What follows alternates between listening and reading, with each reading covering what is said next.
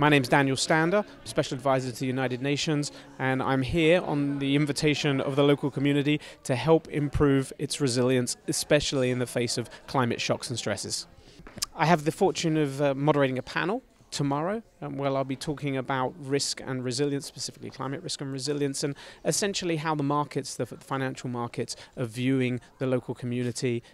both its public assets and its private assets. And it's a real honor to moderate that panel because it's full of international leaders that have come in from out of town to help educate and to continue a dialogue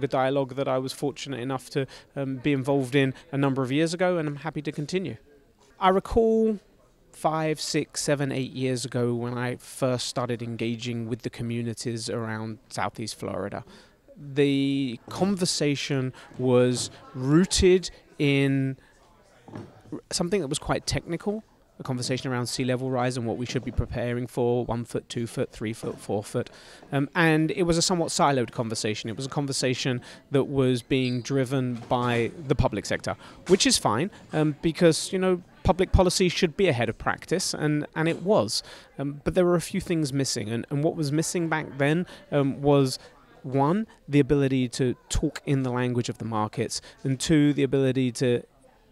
engage the private sector in a business conversation around the socioeconomic impacts of, frankly, inaction. And I'm very pleased returning